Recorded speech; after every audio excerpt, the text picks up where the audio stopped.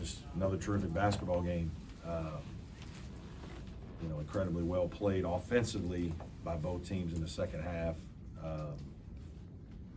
You know, obviously fun to watch except for the last few seconds. You know, I'm really proud of our players.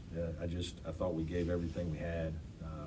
Defensively, we weren't very good in the second half, or as good, I should say. North Carolina kids made some plays too. They made some shots, and they're hard to guard. They got talented guys. But you know, I just hurt for my team. I want my team to have something good happen for them. They 2 good days trying to get ready for this one, and poured heart and soul into it, and just, you know, came up a play short. So, but credit North Carolina, Hubert and their guys did some nice things and got a good road win. So, questions? Brad, from your perspective, what happened on their winning shot there? What did you see? Yeah, they ran a little slip action, which we didn't switch all game, and you know, we were fine. I think we had a mistake in terms of chased a guy away from the basket who we wanted to protect, stay in the lane and protect, and made an error, and then fought hard to get back in front, and then I think David just kind of watched the ball, and Manick made a nice cut behind him. He kind of cut out, and then the play went to the rim. David kind of went back and looked at the ball, and then Manick kind of back cut from the top, and really was a great cut by an experienced player to make the winning basket. What did you see on the final play that you drew up? Seemed like a pretty good. Yeah, it was good. I mean, you know, we kind of ran a little decoy with those guys out of the way, and then Chase is our fastest guy, so we just lobbed it and got it to him on the move. He had the option to go, you know, he probably could have got too close to the top of the key, or, you know, attack and make a play, or he could fastball it to David if he thought, you know, that David had a chance to get a shot off. You know, I didn't want that Alex. They wouldn't have, you know, I'd love that to be Alex, but there's no way Alex would have been open in that situation. So, kind of better to make him a decoy and then try to make a play. We got a great look. David, you look at it. I'm standing right behind it. It's right on line. It's just short. And Leaky contested great. So, you know, that's good. You get a chance to win. The ball's in the air. You got it on the rim. You got a chance. We just didn't make it. I guess you've lost to Duke by 2 points, Right. UNC by 2 points. I mean, how do you feel like your guys are handling this? Just coming. Well, I'll let you know tomorrow. Like, it was obviously a very somber locker room right there. Yeah, I mean, it's really hard. You know, there's a lot of it that is very emotional, right, for kids. And it's just, you know, I always say, because it's football country, that it's just, you know, our games come so quickly sometimes that the kids don't have a chance to, like, get recharged. And we play so many more games, that's why there's not always a great performance, right? You know, we don't have all week to get ready and, like, kind of build it to the Saturday crescendo. You know, you flip the switch and you got to go. And it's hard to pour your heart and soul into thing every single night and then, you know, kind of get your heart pulled out of your chest because you feel like you got a great win or a chance at a great win, and then you got to do it again. But like I told our kids, man, this is ACC basketball. You're playing in a great environment. What a game. Incredible to be a part of it. What a blessing, and how fortunate you are. And hopefully we do it again, you know, the next 2 days. We'll go again and play the dark blue. And, you know, so, but it's hard because, you know, coming close doesn't get it done. We got to find ways to win. Brad, how differently do you have to play with Naz starting instead of Hunter as far as the spacing and stuff? Yeah, it's a little different. You know, Naz a little quicker on some things. Obviously, Hunter better shooter, a little taller, helps defensively. You know, it's just, you know, it's a different deal, and we're trying to work through that as well. You know, obviously Ian played very well tonight, and you know, you're trying to look for matchups defensively that make sense, that can help you. And you know, Brady Manick is such a good player and has such a quick release, and I mean, he gets it off, and they run some good stuff for him. And we put David Collins on him to try to bother him, and he did a fantastic job. You know, now, you know, that puts other guys on a different matchup, but you know, that's the kind of respect. You know, so you're not always guarding traditional four with traditional four. You're, you know, as coaches, we're trying to tweak all the time and figure things out. And this was a great game for Ian. I hope it gives him a ton of confidence. you know, like a freshman, he's been up and down for us in practice, and same thing in some games. He played great in our win at Virginia. You know, he hasn't gotten to play all the time consistently, which isn't easy. And we're trying to play him in a couple different positions, a little bit of 5, a little bit of 4. But I thought he was fantastic today, and that's fun and good, and that's the benefit of Hunter being hurt. That's one of the positives we hope that comes from this for next year. Brad, as a coach, how do you try to get him to wipe this clean and get ready for Duke here in less than 48 hours? Yeah, I mean, that's just what you have to do. It's what you know, this game's over, and you know, it'll be hard tonight, and you know, sometimes these kids get through things a little quicker sometimes than I'd even like. Like when we don't play as well and we lose, you know, I want them to think about it a little bit more. Like you shouldn't wake up the next day and just be ready to go. That should bother you. You know, it's different than when you play pretty well and you make a lot of good plays and you pour your heart and soul into it, and then it's more difficult, right? But we'll try to flush it, and you know, when we get together tomorrow afternoon on Duke, we'll get right to it. I'm sure we'll have guys come in during the day and watch some clips with their position coaches to try to teach, because we still got a lot of young guys. Even PJ, you know, there's all kinds of teaching clips on here that he needs to see. You know, and that's a big part of what we're trying to do is be teachers and get them to understand the game a little better. How much did it hurt him picking up his second foul? It did. He and David both getting in foul trouble is, you know, that hurt us there for a little while. You got both of them, you know, over there, and you're trying to manage it, and you know, that's part of him learning how to be a great player, because sometimes some of his fouls are the ones that are like, you don't need to foul in that play. Even if the guy's got you beat, he's going to score. It's all right. He got you. That time you got to go win the next battle. You can't. That one's over. Now you give it an and one, and it's your second foul. Now there's 7 minutes to go. We need you to win the war, and that's part of being a young player. Coach, can you talk about Ian's importance and how it's grown in the last few weeks? Yeah, he just you know, we think he's a good player. He's a good athlete.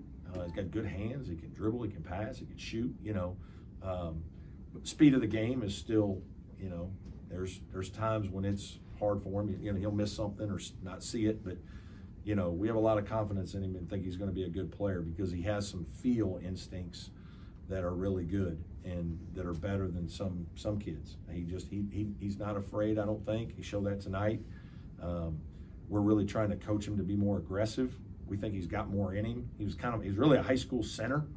And so, you know, we're trying to teach him to do more things. Hey, you can shoot the ball, like your stroke is good. You make a lot of 15, 16 footers. Let's stretch that thing out and keep working on it. And so we've done a lot with that. And then, hey, you put the ball on the floor 1 or 2 bounces and make a good play. Made 1 or 2 of those tonight. But that's all the skill work before and after practice, extra work that like developing his game to the point where he feels comfortable doing it in a game. You know, and I think he hasn't played a ton, and because we've had Hunter Tyson and PJ Hall, and so you know, I'm hopeful that this is one of the great benefits of the injury of Hunter is that this kid's going to get double-figure minutes every night out now, and you know, it'll be good for him for next year. You think PJ can help him as far as hard lessons as a freshman? Yeah, no, absolutely. One of the great things about our program right now is we have tremendous culture, and what I mean is, our kids, you know, are about the right things. They do the right things, and they care, and they're coachable, and it's passed down. And Amir Sims mentored, you know, PJ as well as anybody all of last year. And I told PJ during the recruitment and during his whole freshman year, the best thing that's happening to you don't even realize it, nobody does, except for about me, is that you're playing against an all-conference player every single day, and that guy is talking to you, teaching you, encouraging you, helping you so much that wait till next year, you're going to be ready. You're going to be more ready than you realize you are because of all the lessons and the care and the TLC that he got from Amir. And, you know, that's part of what's been happening in our program. It gets passed down, and then you're a freshman. Now, PJ's doing the same thing with Ben and Ian. And, you know, when the players that we have assigned drive your team, right? Like, when the players drive their team, that's when you have a good program, a good culture. When the players are doing, instead of always the coach. And that's where we're at here. We've got players that are invested in driving each other, and that's why the guys that really buy into it are going to be good. Ian's going to be good. when you are able to practice, not this week probably too much, but when you are able to practice, those Ben and Ian have to practice well, don't they? They do. For the whole team. The really hard part for us right now, since Hunter's injury, is PJ's really not practicing. Sometimes 30 minutes the day before a game, but he really did this game or last week with Georgia Tech. And then now you don't have Hunter. Like we're really limited. Like we don't have anybody up. I mean, we have PJ and we have Ian and Ben, and then Nas up there a little bit. We just have so few guys to get quality reps that it's hard right now. You know, I was really concerned coming into the week and into the game today, even because the last 2 days when we did try to work, it's just and you can't work the guys too much because they got to play. And so it's completely different than what you're going to see when you play against Duke and North Carolina practice, and so that part's hard. But I thought our kids handled it. Brad, on the that last play for North Carolina, was PJ on the bench, and what was the thought process there? Yeah, we just felt like if they screened, like we felt like they were going to go up and ball screen with PJ's man, and then just attack him and take it to him, and get to the rim, or it happened a little bit early on a play or two where he kind of got beat off the dribble, or they take it right into him for a foul, or and so we were going to switch anything and keep guys in front, and they kind of ghosted it, so it's not really a screen, and so then you just got to stay with the ball. And again, I think we were fine if one of our guys just plugged the hole and stayed instead of kind of worried about his man too much. And that was the mistake. I told the guys, hey, no layups. If they make a jump shot to beat us, they beat us with a jump shot, but we didn't get that done, so that's on me. A couple weeks ago, you go to Duke, you play one of your better games, you come up just short. Can some of that carry over into Thursday night, just the confidence the guys know that they can play? Well, I hope so. I mean, yeah, every game's different, but yeah, I mean, we played an outstanding game at Duke, and kids played their hearts out. We had, had a chance, had a lead with 3 minutes to go, and it'll take another great effort like that. And it's not just your effort. You got to make shots. I think we made 10 threes or something like that, and you have to make basketball plays. Like the great thing about today's game was you had kids on both teams making high-level shots down the stretch under pressure. I mean, North Carolina's kids, give them credit. They're feeling pressure to make a tournament, and had a tough loss the other night, and their kids stepped up, made shots. Leaky made a big corner three. Caleb made a couple threes. Manic, made a couple good plays. RJ got in the lane and made a couple plays. They made plays too. Baycoat had a great game. PJ had a great game. Both teams had kids making plays under duress. And, I'm sure the defense on both ends wasn't as good in the second half, but you still got to make the plays. And, you give credit for both kids on both teams being able to do that. That's not always easy to do. Brad, that stretch at the end of the first half where you guys struggled. Was there anything you could point to offensively? What was going on? Well, we're a little limited because Ben was out there some, and our package isn't as big with him. And then I thought they just did a couple nice things that, we didn't give ourselves enough space. In hindsight, we could have kept Ben down a little more. Maybe we probably got him up a little bit too much, and that wasn't quite as good. Didn't end up being as good for us. Coach, what has Hunter's headspace been like, and is he still as much of a vocal leader as he was before? Good question. And no, he's been fantastic. He's a home run kid. I mean, he's captain of our team for a reason. He's a guy that's, made himself a player, and, he's right there with us when we lost to Georgia Tech and we bust back in. The guy had he's got his shoulder that's just had surgery and plate put in, and, we get off the bus and there he is waiting on us. That's the kind of kid he is. And he's speaking in huddles, and he's at practice, and he's trying to get treatments, and he's trying to encourage guys in the locker room. I mean, he's just a special young man, and, again, that's part of, it's like when Dante Grantham, about happened the same year, or same time of year, right around the beginning of November. Dante Grantham was a big part of our Sweet 16 team and tore his ACL, and he came in and, was a great leader for the rest of the season, and I'm sure Hunter will do the same. When you look back at that Duke game a couple weeks ago, obviously they were missing one of their best players, and now you guys are missing one of your best players. Yeah. Is there anything you can take from that film, or is it just kind of? Yeah, there'll be some things that we see. I got to go refresh because we've played some games since then, but there'll be some positives from the game, absolutely, that we'll use to try to emphasize to our players that, you know, hey, this is really good and this is what we got to continue to do to have a chance next time. And there'll be one or two things, hey guys, this was not as good, and we've got to tweak this or we've got to improve this. But absolutely, there's some, you know, both teams will use the film in a way to help teach their players. Any more questions for Coach? Hey, coaches, Trevor Yep. on Zoom.